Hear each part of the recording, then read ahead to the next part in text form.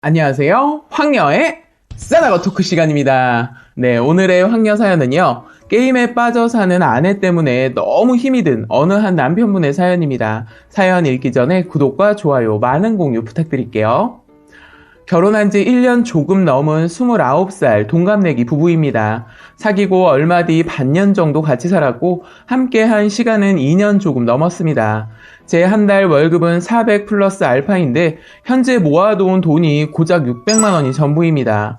지인의 소개로 만났고 조곤조곤 예쁘게 말하고 웃는 모습에 반해 제가 먼저 대시했습니다. 그렇게 만나다 양가 허락하에 같이 살았고 결혼하여 지금까지 왔습니다. 처음 같이 살았을 땐 아내가 집안일도 곧잘 해주고 이것저것 챙겨주려고 했습니다. 같이 일하면서 음식도 집안일도 잘하려고 노력하는 모습에 고맙고 미안해서 제가 더욱 잘하려고 했습니다. 결혼하면 직장을 그만두고 아내로서 그리고 미래의 우리 아기에게 좋은 엄마로서 최선을 다하고 싶다고 하였습니다. 제 월급으로 그 정도는 전혀 무리가 없을 듯하니 그렇게 하자고 했고 결혼식 석 달 남았을 때 아내는 직장을 그만두었습니다. 그러나 문제는 아내가 온라인 게임을 합니다. 직장을 그만두고 낮에 게임을 하는 건 알고 있었습니다. 하지만 제가 퇴근하고 집에 오면 항상 제게 온 시간을 투자하는 아내였기에 혼자 있는 낮에 게임을 하는 것에 대해 터치하지 않았습니다.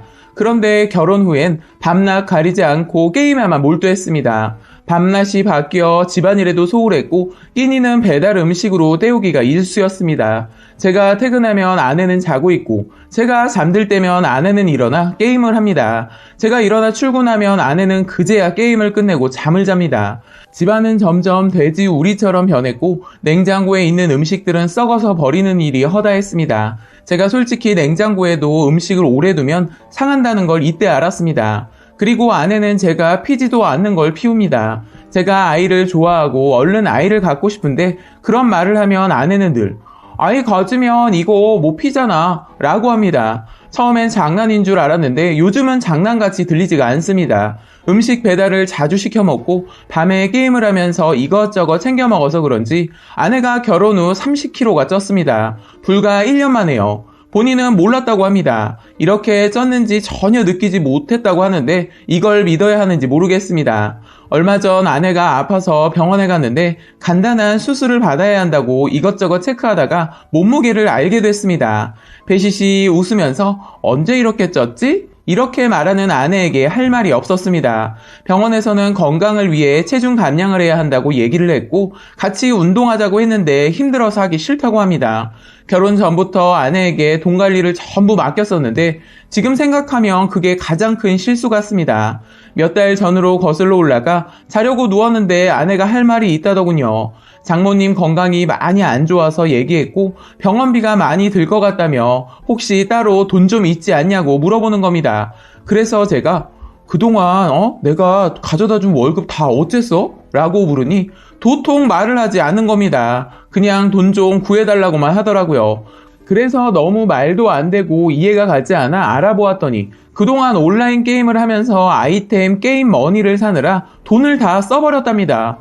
아니 도대체 게임을 하면서 무슨 돈을 그렇게 많이 쓴 거야? 라고 물으니 다른 사람들도 다 그렇게 쓴답니다. 그래서 나도 다른 사람들처럼 산 것뿐이다 라고 하는데 너무 화가 나서 게임도 다 그만두고 다 정리하라고 했더니 지금 정리하면 싸게 팔아야 한다면서 그럴 수 없다 라고 하는 겁니다. 그때부터 더 이상 아내에게 돈을 맡길 수가 없어서 돈 관리는 제가 하고 있고 그나마 모아놓은 게 600만 원입니다. 지금까지 말한 게 아내에게 이미 제가 하나하나 말했던 부분들이고 고쳐달라고 부탁했었어요. 솔직히 이렇게 제가 하나하나 말해줘도 모르겠답니다. 자기가 뭘 잘못하고 있는 건지 자각하지 못하고 있는 것 같았습니다. 그리고 보통의 아내가 주부가 어떻게 사는지 잘 모르겠다고 합니다. 그래서 제가 장모님이 하셨던 것만큼만 하면 되지 않겠어? 했더니 난 엄마가 아니잖아. 나는 난데 왜 엄마처럼 해야 하는 건데? 라고 합니다. 이 상황이 별일이 아니라고 느껴지는 것 같아 보였어요. 제가 다른 사람들은 어떻게 살지? 그러면서 와이프는 게임 친구들 보면 다 나처럼 살던데? 라고 합니다. 솔직히 힘들었고 낮엔 식당 음식, 저녁엔 배달 음식, 집밥이 그리웠습니다. 또 항상 건강하게 웃는 얼굴이 참 예뻤던 아내가 너무나도 그리워서 힘들었습니다. 이런 말까지 적어도 되나 싶지만 저도 사람이고 남자인데 밤낮이 바뀌어버린 아내 때문에 같이 취침한 게 언제인지 기억도 잘 나지 않습니다. 이런 생활에 질려서 아내에게 손을 놓게 될까 두렵습니다. 지금까지 내용만 하더라도 누구나도 눈살을 찌푸리고 이해하기 힘든 내용이지만 저는 아내를 포기하기 힘들고 같이 살고 싶어서 씁니다. 저는 보통의 사람들이 어떻게 사는지 아내에게 보여주고 싶고 이렇게라도 해서 아내와 잘 살아보고 싶어서 씁니다. 글을 쓰고 아내에게 보여주고 싶기도 한데 조금이라도 변화가 생기지 않을까 하는 바람이 듭니다. 라고 사연 올려주셨고요. 후기 사연이 있습니다. 아내에게 사연을 보여주었네요. 아내는 충격을 받았는지 손까지 바르르 떨면서 울었습니다.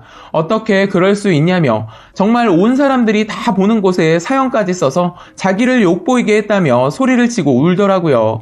좋은 얘기가 아니기에 본인에게 상처가 될 수 있는 내용이라 미안하다고 손을 꼭 잡고 한참 달래주었습니다. 어느 정도 진정이 되긴 했지만 여전히 저를 고운 눈으로 봐주지는 않더라고요. 계속해서 미안하다고 하고 침대에 누웠네요. 한참 지나고 아내가 들어와 옆에 누워 말없이 한참을 또 울었습니다. 본인의 어느 부분을 제가 글로 써서 사람들이 다 보게 했으니 화가 날만하다는 건 이해가 가긴 하더라고요. 저도 정말 잘해보려고 노력해왔고 아내에게 어느 부분은 고쳐주었으면 하고 계속해서 부탁을 하였지만 아내는 변화가 없었고 제 말은 대부분 무시하면서 본인이 알고 있는 게임 속 사람들이랑만 본인을 비교하며 나는 지금 아무렇지 않게 잘 살고 있는 거야 를 외치면서 당당한 아내 모습에 힘이 들었습니다. 지치기도 했었고요. 아내는 제가 올린 사연을 저 없을 때 아주 자세히 보았던 것 같습니다. 아마 제가 그렇게 느끼고 생각했다는 걸 제가 직접 말로 할 때는 못 느꼈지만 글로 보니 뭔가 느낀 바가 있었던 것 같기도 합니다. 저는 정말 아내에게 다른 이유에서가 아니라 나는 너랑 잘 살아보고 싶다. 내가 꿈꿔왔던 내 결혼 생활은 이런 게 아니다. 특별한 것도 필요 없다. 나는 너와 다른 부부들처럼 평범하게 웃으면서 서로 아끼며 살아가고 싶다. 이렇게 말했는데 저도 감정이 북받쳤는지 이런저런 말을 하다가 저도 모르게 같이 울어버렸습니다. 그렇게 울며 달래주고 하다가 잠들었는데 아침에 눈을 떠보니 아내가 없더군요. 놀라거나 당황하지 않았습니다. 그냥 이 사람은 내 마음을 모르는구나. 이제 정말 끝인가 보다. 내 마음을 모두 알려주었다고 생각했는데 이 사람은 아니었나 보구나 라고 느꼈던 것 같습니다. 출근하고 종일 일하고 점심은 들어가지도 않고 계속 일만 하다가 퇴근해서 집에 왔는데 그냥 늘 그렇듯이 알아서 혼자 문을 열고 들어갔는데 장모님이 와 계셨습니다. 아내와 함께 청소하고 계셨던 모양이었어요. 저를 보시더니 허둥지둥 쓰레기 봉지를 들고 나가려고 하셨습니다. 저는 오랜만에 본 장모님이어서 붙잡고 가지 마시라고 했습니다. 장모님은 자네 얼굴 볼 낯이 없어. 미안하네. 내가 애를 잘못 가르쳤나 보네. 정말 미안하네. 라고 하시며 한참 동안 고개를 들지 못하셨습니다. 장모님과 아내가 함께 청소한 집은 굉장히 낯설었습니다. 얼마 만에 보는 깨끗한 집인지 정말 우리 집이라니 믿겨지지 않을 만큼 집이 넓어 보였고 이게 바로 사람 사는 집 같아 보였습니다. 장모님은 저와 아내 앞에서 주저앉아 한참을 우셨습니다. 저는 아내의 손을 붙잡고 이야기했습니다. 아침에 눈을 떴을 때 너가 없어서 이젠 정말 끝나버린 거구나 생각했다. 집도 정리하려고 했고 이제는 이대로 끝나서 서로의 갈 길을 가야 하는 거구나 생각했다. 그런데 지금 너가 장모님까지 모시고 와서 집도 치우고 이런 모습을 보니 너무 감사하게 생각한다. 그동안 나를 이해하지 않아서 굉장히 힘들고 포기해야 하나 생각했는데 이제는 이렇게 노력하는 모습을 보니 너무 감동받았고 고맙게 느낀다 라고 말해주었습니다. 아내는 제가 옆에서 자는 동안 잠이 오질 않았답니다. 정말 이렇게까지 신랑이 힘들 거라고는 생각하지 못했고 포기하려고까지 생각하는 줄 몰랐다며 밤새 여러 가지 생각을 했는데 뭔가 방법이 필요하다고 생각했고 혼자서는 처음 뭐부터 어떻게 해야 할지 몰랐기에 창피하지만 장모님을 찾아갔던 거랍니다. 저도 그렇게 아내의 마음을 알게 되었고 저희는 장모님께서 차려주신 저녁을 함께 먹고 장모님 모셔다 드리고 왔는데 아내가 당장 일을 구해서 일을 하고 싶다고 했습니다. 그래서 무리하지 말라고 지금은 하지 말라고 했습니다. 먼저 예전의 모습으로 돌아가 자신감을 먼저 찾는 것이 우선인 것 같다고 나중에 이래도 되니까 서두르지 말자고 했습니다. 또 몸에 해로운 것 이제 그만 피우겠다고 했습니다. 그렇게 노력하는 마음이 너무 고맙더라고요. 운동은 처음부터 너무 무리하게 하면 안 될 것 같아서 제가 퇴근하면 저녁 먹고 한두 시간 걷기로 했네요. 다음 달부턴 헬스 등록도 하고 함께 운동하기로 했습니다. 그날 이후 아내는 정말 많이 달라졌습니다. 게임도 정리하고요.